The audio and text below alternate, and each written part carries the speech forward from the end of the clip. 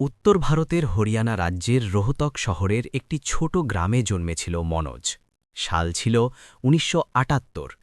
মনোজের পরিবার ছিল সাধারণ।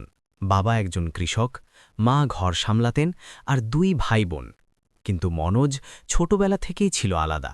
যেখানে গ্রামের বাচ্চারা খেতে খেলত বা স্কুল থেকে পালাত, সেখানে মনোজ বইয়ের মধ্যে ডুবে থাকত। তার চোখে ছিল এক চমক, স্বপ্ন ছিল বড় কিছু করার। স্কুলে এসে সব সময় টপ করত। টিচাররা বলতেন, এই ছেলে ইঞ্জিনিয়ার হবে, বড় মানুষ হবে।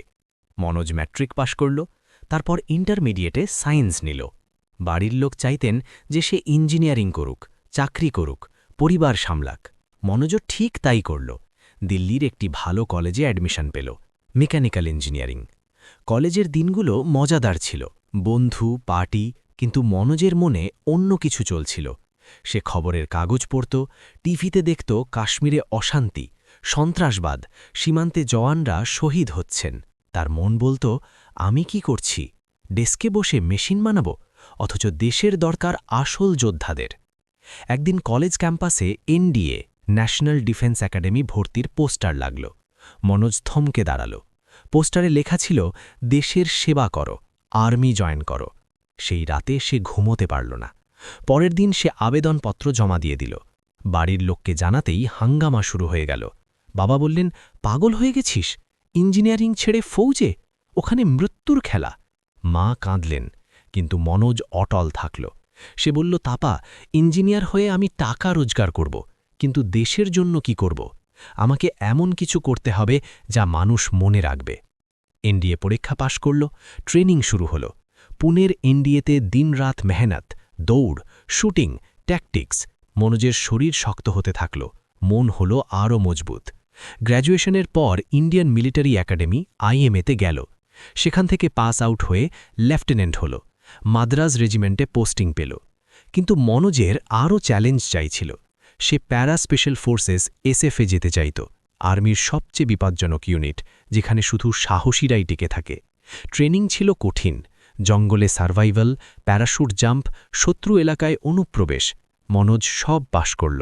এখন সে ক্যাপ্টেন মনোজ, প্যারা এসএফে। তার প্রথম পোস্টিং হল কাশ্মীরে। কাশ্মীর খুব সুন্দর উপত্যকা, কিন্তু আতঙ্কের গড়। এখানে হিজবুল মুজাহিদিন, লস্করি তৈবার মতো গ্রুপ সক্রিয় ছিল। মনোজের ইউনিট অপারেশন করত, সার্চ, অ্যাম্বুশ, এনকাউন্টার। একদিন অপারেশন চলাকালীন মনোজ প্রথমবার শত্রুর মুখোমুখি হল। জঙ্গলে ওত পেতে বসেছিল তারা। হঠাৎ গুলিবর্ষণ। মনোজ 2 আতঙ্কবাদীকে খতম করল, কিন্তু একজন সাথী জওয়ান আহত হল। মনোজ তাকে কাঁধে তুলে নিল, গুলিবৃষ্টির মাঝখান দিয়ে তাকে বের করে আনল। সেদিন সে সেনা মেডেল পেল। কিন্তু মনোজের মনে হল, এটা যথেষ্ট নয়, আতঙ্ককে শিকড় থেকে উপড়ে ফেলতে হবে। ইন্টেলিজেন্স ডিপার্টমেন্ট মনোজকে নোটিস করল। সে ছিল দুর্দান্ত, স্মার্ট, সাহসী এবং লোকাল ভাষা শেখায় মাহির। তারা তাকে একটি স্পেশাল মিশন অফার করল, আন্ডারকভার যাওয়া, জঙ্গি গ্রুপে ঢোকা, ইন্টেল, তথ্য জোগাড় করা। মনোজ রাজি হয়ে গেল, কিন্তু এই মিশন ছিল ঝুঁকিপূর্ণ। ধরা পড়লে মৃত্যু নিশ্চিত।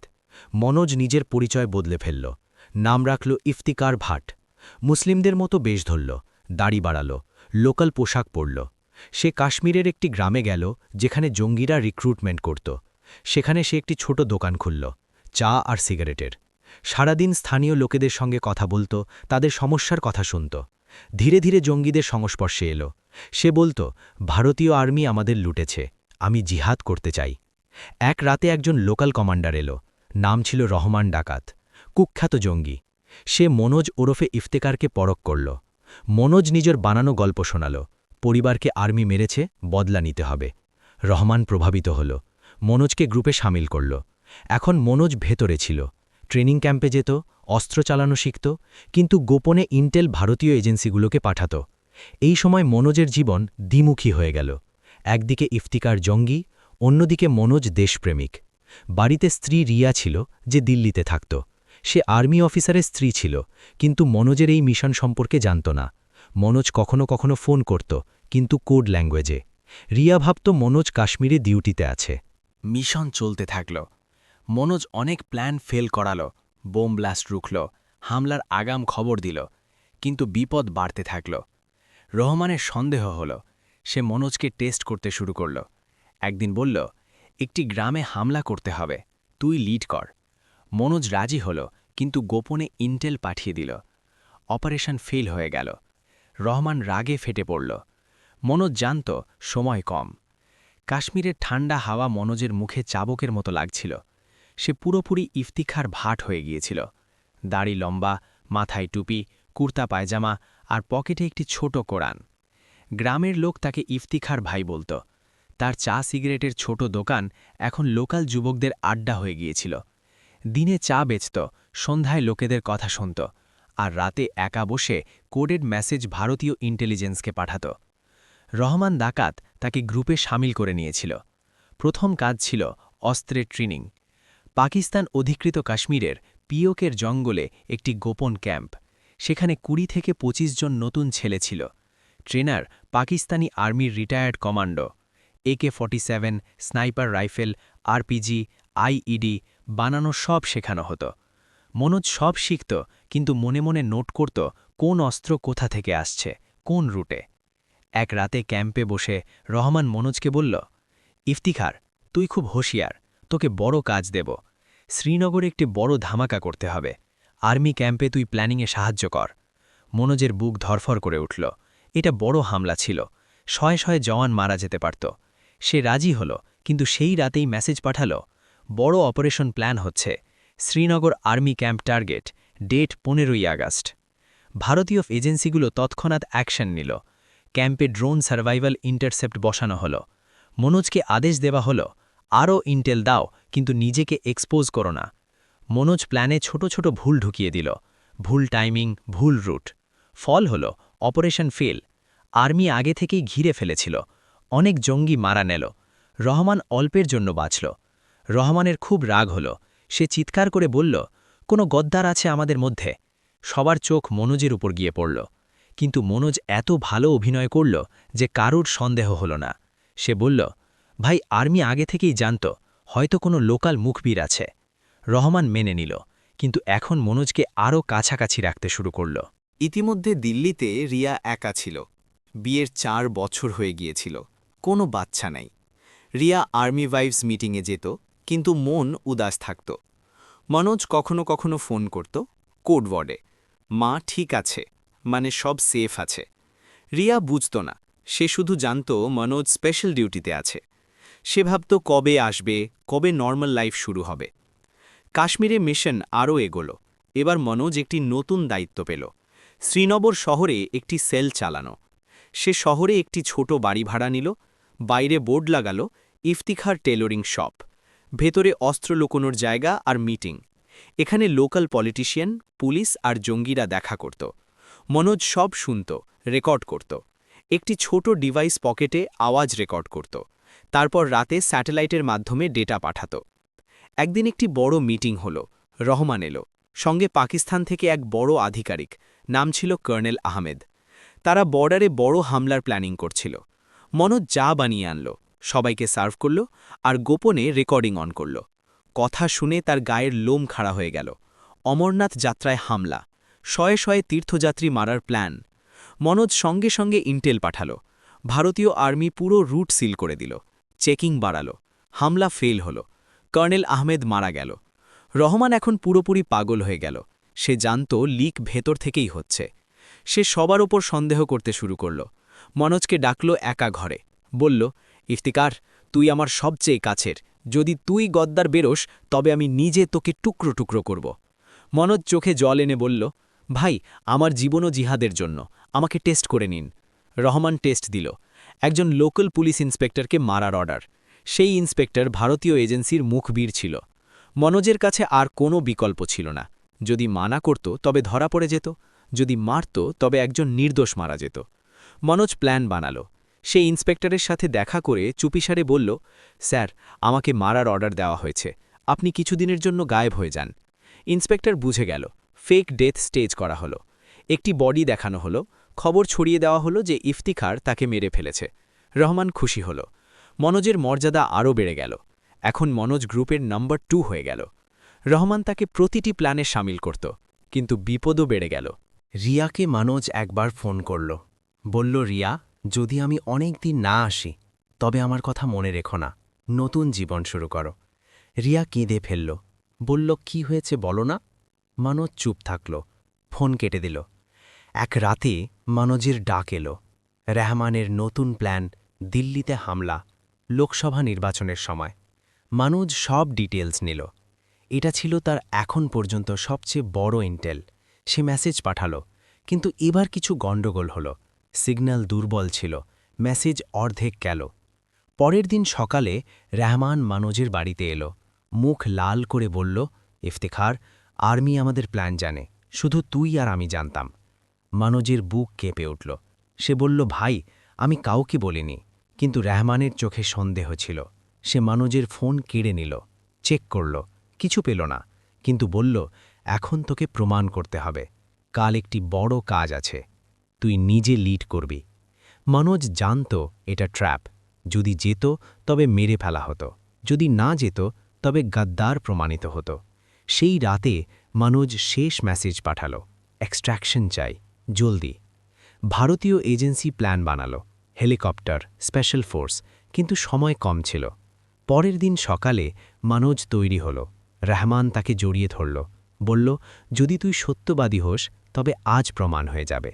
মনোজ হাসল, বাইরে বেরোল, জঙ্গলের দিকে। কিন্তু হঠাৎ গুলিবর্ষণ শুরু হয়ে গেল।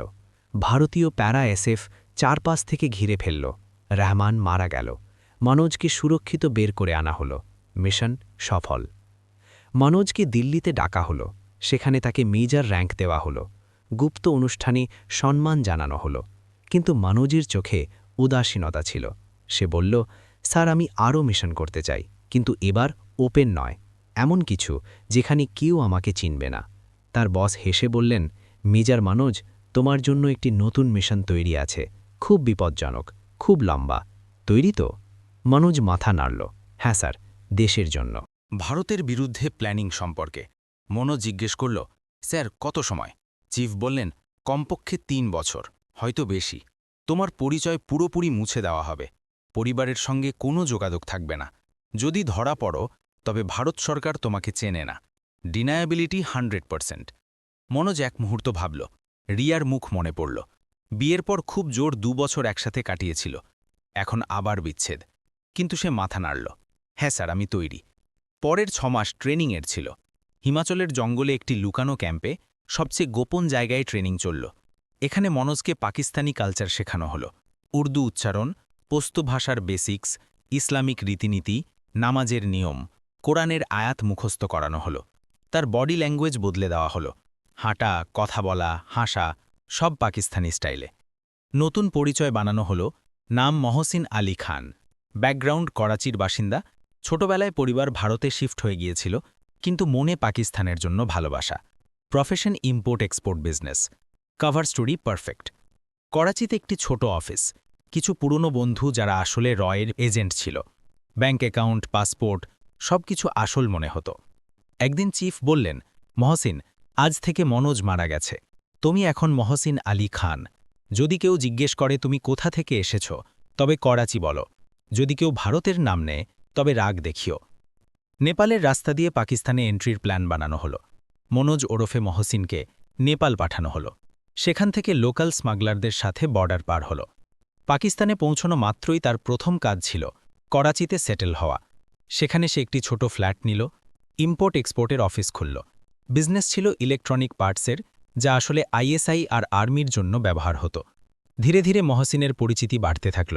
সে লোকাল মসজিদে যেত, নামাজ পড়ত, লোকেদের সাথে মিশত। তার উর্দু এত পারফেক্ট ছিল যে কেউ সন্দেহ করত না। বিজনেসের খাতিরে সে রাওয়ালপিন্ডি আর ইসলামাবাদে আসা যাওয়া শুরু করল। সেখানে সে কিছু ছোট কন্ট্রাক্ট নিল, আর্মি ক্যান্টিনের জন্য সামান সাপ্লাই। একদিন ভাগ্য সহায় হল। একজন রিটায়ার্ড ব্রিগেডিয়ার মহসিনের অফিসে এলো। নাম ছিল ব্রিগেডিয়ার ফয়সাল রেহমান। সে কিছু পার্টস অর্ডার করল। কথার ছলে মহসিন বলল, জনাব, আমি তো মন থেকে পাকিস্তানি। ভারতে ছিলাম, কিন্তু ওখানকার হুকুমত আমাদের দাবিয়ে রেখেছে। ব্রিগেডিয়ার প্রভাবিত হল, বলল, ভালো ছেলে তুই, আমার বাড়িতে আসিস। ধীরে ধীরে মহসিন ব্রিগেডিয়ারের কাছে এলো। ব্রিগেডিয়ার তখনও আইএসআইয়ের কিছু পুরনো যোগাযোগ রাখত। সে প্রায়ই বাড়িতে পুরনো অফিসারদের আড্ডা জমাত। মহসিনকেও ডাকতে লাগল। সেখানে চা পানির উছিলায় মহসিন সব শুনত। ছোট রেকর্ডিং ডিভাইস পকেটে থাকত, কথা রেকর্ড হতো, তারপর রাতে কোডের উপায়ে ভারতে পাঠানো হতো। এক সন্ধ্যায় ব্রিগেডিয়ার বলল, মহসিন, একটি কাজ আছে। আমার ছেলের জন্য একটি মেয়ে পছন্দ হয়েছে। মেয়ে ভালো ঘরের, কিন্তু ছেলেটি আমার একটু চঞ্চল। তুই দেখা করে কথা বল। মহসিন হাসল, বলল, জনাব, আমি চেষ্টা করব। মেয়ের নাম ছিল আয়েশা। ইসলামাবাদে একটি ভালো সরকারি স্কুলে টিচার ছিল। বাবা রিটায়ার্ড সিভিল সার্ভেন্ট। মহসিন আয়েশার সাথে দেখা করল। আয়েশা শিক্ষিত, সুন্দরী আর সাধারণ জীবনযাপন পছন্দ করত। প্রথম দেখাতেই মহসিন ওরফে মনোজের মনে হল এই মেয়ে খুব নেক, পবিত্র। কিন্তু মিশনের জন্য এটা সুযোগ ছিল। যদি বিয়ে হয়ে যায় তবে ঘরের ভেতর পর্যন্ত পৌঁছানো সম্ভব হবে। আয়েশাও মহসিনকে পছন্দ করল। তার কথা, ব্যবহার, পাকিস্তানের জন্য আবেগ সব তাকে প্রভাবিত করল। কিছু সাক্ষাতের পর আয়েশা বাড়ির লোকজনকে রাজি করিয়ে নিল। ব্রিগেডিয়ার খুশি হলেন। ধুমধাম করে বিয়ের প্রস্তুতি শুরু হল। ইসলামাবাদের বড় হলে অনেক কর্মরত ও অবসরপ্রাপ্ত অফিসার এলেন। মহসিন এখন পুরোপুরি ঘর জামাই হয়ে গিয়েছিল। আয়েশা কিছুই জানত না। সে ভাবত মহসিন একজন সফল বিজনেসম্যান, নেক মানুষ। বিয়ের পর মহসিনের অ্যাক্সেস আরও বেড়ে গেল। ব্রিগেডিয়ারের বাড়িতে এখন টপ লেভেলের কথা হতো। নিউক্লিয়ার সাইটসের সিকিউরিটি, ভারত বর্ডারে ডিপ্লয়মেন্ট, জঙ্গি গ্রুপগুলোকে ফান্ডিং, সব কিছু মহসিন রেকর্ড করত। একবার তো সে আইএসআই হেডকোয়ার্টারের ভেতরে যাওয়ার সুযোগ পেল ব্রিগেডিয়ারের সাথে একটি মিটিংয়ে। সেখানে সে কিছু ডকুমেন্টের ফটো নিল। কিন্তু বিপদও বাড়ছিল। আয়েশা এখন মহসিনকে ভালোবাসতে শুরু করেছিল। সে বলত, তুমি এত ব্যস্ত থাকো কেন? বিজনেসের বাহানায় রাতে কোথায় যাও? মহসিন হেসে উড়িয়ে দিত, কিন্তু ভেতর থেকে তার কষ্ট হতো। সে জানত এই সম্পর্ক মিথ্যের ওপর দাঁড়িয়ে আছে। একদিন ব্রিগেডিয়ার বলল, মহসিন, তোকে একটি বড় কন্ট্রাক্ট পাইয়ে দিচ্ছি, আর্মি হেডকোয়ার্টারের জন্য সাপ্লাই। কিন্তু এর জন্য তোকে কিছু লোকের সাথে দেখা করতে হবে। মহসিন বুঝল এটা সুযোগ, কিন্তু এটা সবচেয়ে বিপজ্জনকও ছিল। সেই রাতে সে শেষ মেসেজ পাঠাল, গভীর অনুপ্রবেশ সফল, টপ লেভেল অ্যাক্সেস পেয়েছি, কিন্তু এখন রিস্ক খুব বেশি, এক্সট্রাকশন প্ল্যান তৈরি রাখুন। দিল্লিতে রয়ের হেডকোয়ার্টারে চিফ মেসেজ পড়লেন, হাসলেন, বললেন, মেজর মনোজ আবার কামাল করে দিয়েছে, কিন্তু এখন খেলা আরও খাতারনাক হতে চলেছে।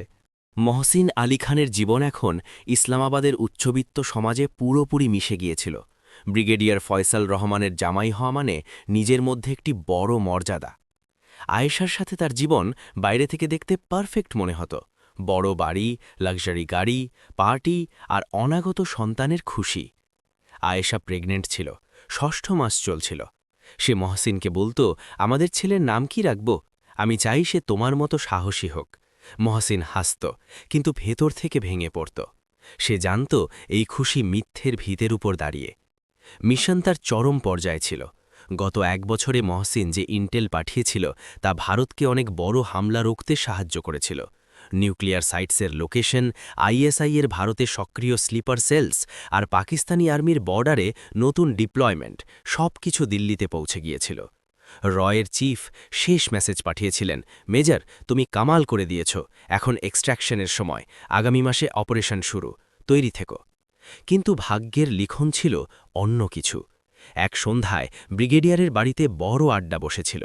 অনেক কর্মরত অফিসার এসেছিলেন। মহসিন চা আর স্ন্যাক্স সার্ভ করছিল। কথা চলছিল ভারতের সাথে উত্তেজনা আর কাশ্মীরে নতুন স্ট্র্যাটেজি নিয়ে। মহসিন তার ছোট রেকর্ডিং ডিভাইস অন করেছিল, কিন্তু সেদিন তার পকেটে ডিভাইসটি একটু বাইরে বেরিয়েছিল। একজন তরুণ ক্যাপ্টেনের নজরে সেটি পড়ল। সে তখন কিছু বলল না, কিন্তু পরে ব্রিগেডিয়ারকে জানাল। ব্রিগেডিয়ার প্রথমে হাসলেন, বললেন, মহসিন আমার জামাই, সে বিশ্বস্ত। কিন্তু সন্দেহের বীজ বোনা হয়ে গিয়েছিল। পরের দিন ব্রিগেডিয়ার মহসিনের অফিসে হানা দেওয়ার ব্যবস্থা করলেন। আইএসআইয়ের কিছু লোক এলো, অফিস তল্লাশি করা হলো, কিছুই পাওয়া গেল না। মহসিন সব কিছু পরিষ্কার রেখেছিল, কিন্তু ব্রিগেডিয়ারের সন্দেহ বাড়তেই থাকল। আয়েশাও পরিবর্তন অনুভব করল। মহসিন রাতে দেরিতে ঘুমত, কখনো কখনো একা একা বিড়বিড় করত। সে জিজ্ঞেস করত, কি ব্যাপার, তুমি কিছু লুকাচ্ছ? মহসিন এড়িয়ে যেত। এক রাতে আয়েশার পেটে প্রবল ব্যথা শুরু হল। মহসিন তাকে হাসপাতালে নিয়ে গেল। ডাক্তার বললেন, স্ট্রেস কম করতে, বাচ্চার বিপদ হতে পারে। মহসিন কথা দিল সব ঠিক করবে। সেই রাতে যখন মহসিন আর আয়েশা হাসপাতালে ছিল, আইএসআইয়ের টিম তাদের বাড়িতে পৌঁছল। পুরো বাড়ি তছনছ করে তল্লাশি চালানো হলো। ব্রিগেডিয়ার নিজে উপস্থিত ছিলেন। মেঝের নিচে একটি গুপ্ত সিন্দুক পাওয়া গেল। তাতে রাখা ছিল কিছু কোডেড নোটস, একটি ছোট স্যাটেলাইট কমিউনিকেশন ডিভাইস আর সবচেয়ে বড় প্রমাণ, মেজর মনোজের আসল ফাইলের কপি, যা ট্রেনিংয়ের সময় ভুলবশত রয়ে গিয়েছিল। প্রমাণ দেখে ব্রিগেডিয়ারের চোখ কপালে উঠল। সে চিৎকার করে উঠল, এই ভারতীয় গুপ্তচর! আমার জামাই ভারতীয় রয়ের এজেন্ট! তৎক্ষণাৎ অর্ডার হল, মহসিনকে অ্যারেস্ট করো। হাসপাতাল থেকে ফিরতেই মহসিন আর আয়েশাকে চারপাশ থেকে ঘিরে ফেলা হলো। সৈন্যরা মহসিনকে ধরে ফেলল। আয়েশা চিৎকার করে উঠল, এ কি করছো তোমরা? ছাড়ো আমার স্বামীকে! কিন্তু মহসিন চুপ থাকল। তাকে আইএসআই-এর গুপ্ত হেডকোয়ার্টারে নিয়ে যাওয়া হলো। জিজ্ঞাসাবাদ শুরু হলো। প্রথমে নরমভাবে চেষ্টা করা হলো। ব্রিগেডিয়ার নিজে এলেন, বললেন, মহসিন, বা তোর যাই নাম হোক, সব বলে দে, হয়তো তোর সাজা কম হবে। কিন্তু মনোজ কিছুই বলল না। তারপর টর্চার শুরু হলো। বৈদ্যুতিক শক, পানিতে ডুবিয়ে রাখা, ঘুমাতে না দেওয়া। মনোজ ভাঙল না। সে শুধু একবার বলল, আমি আমার দেশের জন্য করেছি, আমার কোনো আক্ষেপ নেই। আয়েশাকে আলাদা রাখা হয়েছিল। তাকে সব জানানো হলো। সে কাঁদতে কাঁদতে বলল, মিথ্যে, আমার মহাসিন এমন করতে পারে না। কিন্তু প্রমাণ দেখে তার পায়ের তলা থেকে মাটি সরে গেল। সে প্রেগনেন্ট ছিল, তবুও কোর্টে সাক্ষ্য দিতে ডাকা হলো। সেখানে সে বলল, আমি জানতাম না, কিন্তু যদি এটা সত্যি হয় তবে আমি আমার বাচ্চার খাতিরে বলবো ওকে মাফ করে দিন। কিন্তু পাকিস্তানি মিলিটারি কোর্ট কোনো দয়া দেখাল না। মনোজকে দেশদ্রোহী আর গুপ্তচরবৃত্তির দায়ে দোষী সাব্যস্ত করা হলো। সাজা শোনানো হলো মৃত্যুদণ্ড। কিন্তু আন্তর্জাতিক চাপ আর কিছু গুপ্ত ডিপ্লোম্যাসির কারণে সাজা বদলে যাবজ্জীবন কারাদণ্ড করা হলো। তাকে রাওয়ালপিন্ডির কুখ্যাত জেলে পাঠিয়ে দেওয়া হলো, যেখান থেকে কোনো কয়েদি জীবিত ফেরে না। জেলে মনোজ একা ছিল, কোনো যোগাযোগ ছিল না। আয়েশার একটি ছেলে হল, নাম রাখা হলো আহম্মদ। আয়েশা ব্রিগেডিয়ারের বাড়িতেই থাকতে লাগল, কিন্তু তার জীবন বিষণ্ণ হয়ে গেল। সে মাঝে মাঝে জেলে দেখা করতে আসত। মনোজের সাথে দেখা হলে কাঁদত, বলতো, তুমি আমাকে ধোঁকা দিয়েছ, কিন্তু আমি তোমাকে ঘৃণা করতে পারি না। আমাদের ছেলের চোখগুলো একদম তোমার মতো। মনোজ হাসত আর বলতো, আয়েশা, আমি তোমাকে ভালোবেসেছিলাম, ওটা মিথ্যে ছিল না। শুধু আমার দেশ আমার কাছে সবার আগে ছিল। আমার ছেলেকে বলো তার বাবা সাহসী ছিল। সময় পেরিয়ে গেল। আহমেদ বড় হতে লাগল। আয়েশা তাকে বলতো, তোর বাবা খুব নেক মানুষ ছিলেন, কিন্তু সত্য গোপন রাখত। জেলে মনোজের শরীর খারাপ হতে শুরু করল। টর্চারের চিহ্ন আর একাকিত্বে ডাক্তার বললেন, হার্ট দুর্বল হয়ে যাচ্ছে। এক সকালে যাবজ্জীবন কারাদণ্ডের 10ম বার্ষিকীতে মনোজের বুকে প্রবল ব্যথা উঠল। জেলের হাসপাতালে নিয়ে যাওয়া হলো, কিন্তু ততক্ষণে দেরি হয়ে গিয়েছিল। Heart attack. Major Manoj Sharma, যাকে দুনিয়া মহসিন আলী খান নামে জানত, জেলের ভেতরেই শহীদ হয়ে গেলেন। খবর ভারতে পৌঁছাল। গুপ্ত চ্যানেলে রয়ের হেডকোয়ার্টারে নীরবতা নেমে এলো। চিফ বললেন, আমাদের একজন সিংহ চলে গেল, কিন্তু সে যা করেছে তা ইতিহাসে লিপিবদ্ধ থাকবে। মনোজকে মরণোত্তর মহাবীর চক্র দিয়ে সম্মানিত করা হল। গুপ্ত অনুষ্ঠানে তার স্ত্রী রিয়াকে ডাকা হল। রিয়া প্রথমবার পুরো সত্য জানল। সে কাঁদল, কিন্তু গর্বের সাথে বলল, আমার স্বামী অমর। পাকিস্তানে আয়েশা খবর পেল। সে তার ছেলে আহমেদকে নিয়ে কবরস্থানে গেল। আহমেদ তখন 10 বছরের ছিল। আয়েশা বলল, তোর বাবা এখানে দাফন আছে। সে অনেক বড় মানুষ ছিল। আহমেদ জিজ্ঞেস করল, মাম্মি, বাবা কি করেছিলেন? আয়েশা চুপ থাকল, শুধু এইটুকু বলল, সে নিজের দেশের জন্য প্রাণ দিয়ে দিয়েছে। ভারতে মনোজের কাহিনী গোপন রাখা হল। কোনো সিনেমা হয়নি, কোনো বই লেখা হয়নি। কিন্তু প্যারা স্পেশাল ফোর্সের জওয়ানদের মধ্যে তার কাহিনী বেঁচে থাকল, এক দৃষ্টান্ত হিসাবে, যে কিভাবে একজন মানুষ নিজের জীবন, নিজের ভালোবাসা, নিজের সবকিছু দেশের জন্য উৎসর্গ করে দিল। মেজর মনোজ শর্মা, একজন সাইলেন্ট যোদ্ধা, যে শত্রুর মাটিতে বাঁচল, ভালোবাসল আর শেষে শাহাদাত বরণ করল। জয় হিন্দ।